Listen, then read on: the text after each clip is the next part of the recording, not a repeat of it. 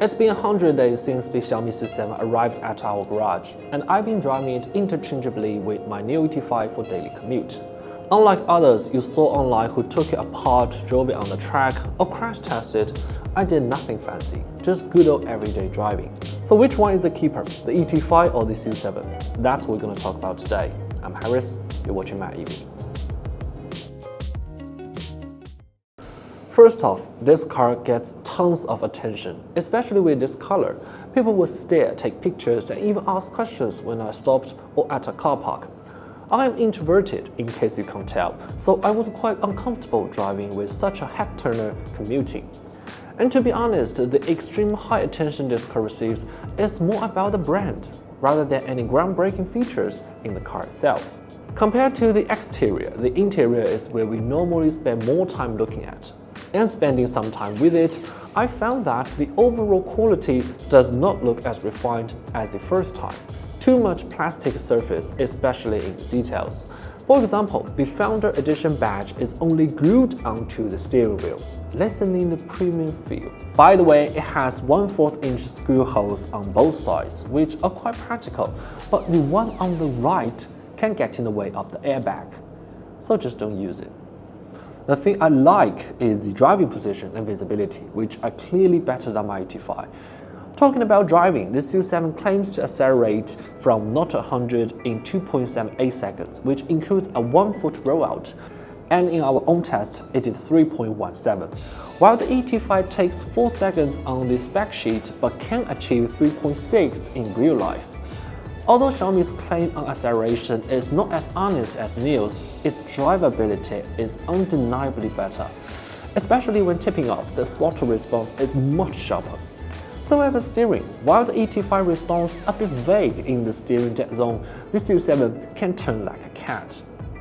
Surprisingly, with this kind of steering, the SU7 is the comfy one, rides much better with its adaptive air suspension and CDC, which the ET5 lacks.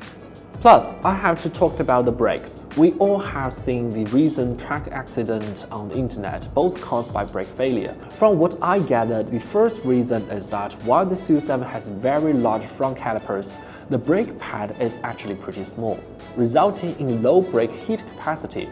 This makes it prone to overheating and accelerating wear. On a 4-kilometer high-speed track, one lap can wear out the brake pad completely. Fortunately, according to Xiaomi, racing pads are already in development. The second reason involves the brake assist. The braking system is a DPB, a brake-by-wire system.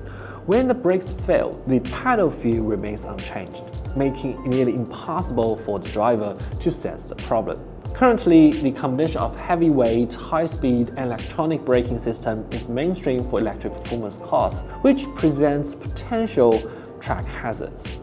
However, the brake issue we encounter on our own car are a bit boring.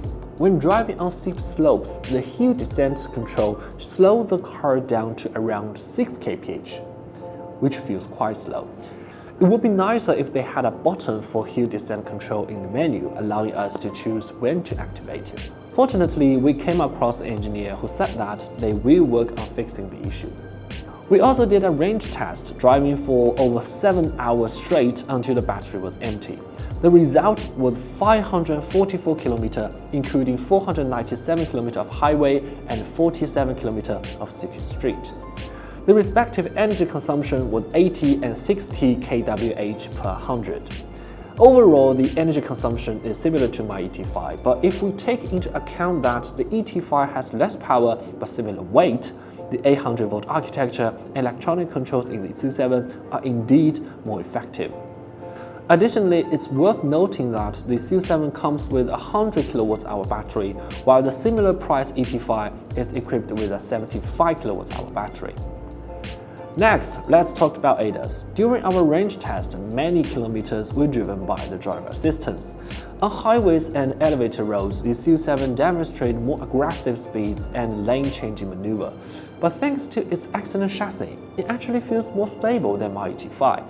However, there are some noticeable drawbacks. It relies heavily on HD maps and shows deficiency in recognizing exits, cars that slightly cross the lane, and controlling the brake while following other vehicles. It's effective overall, but can be concerning in heavy traffic situations. We haven't experienced the city NOA features that were just released at the end of June, as our mileage and eligibility for that was still pending. Once we can test it, we will make another video.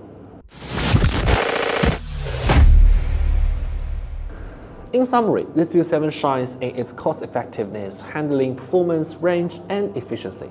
However, if we are talking about daily use, the ET5 has my vote. I enjoy its aesthetics, craftsmanship, and material. Not to mention the battery swapping that eases range anxiety and services that makes me feel like I own more than just a car. For example, every time I go to the airport, I use exclusive valet parking service from NIO, while Xiaomi has automatic valet parking, which isn't that unique anymore. So to me, this is a bit of a letdown, because for a top-tier tech giant, you expect its smart features to be super high-tech. But in reality, they are not that stand out. What only makes the SU7 unique in the intelligence is the connectivity with the entire Xiaomi ecosystem. Well, that's what I got from my 100 day with the Xiaomi SU7. It's no doubt a very fun and comfortable car, but needs to fix some minor issues to be better. And for now, the ET5 is still cheaper. But which one would you prefer, the SU7 or ET5? Let me know in the comments. Thank you very much for watching. See you next time.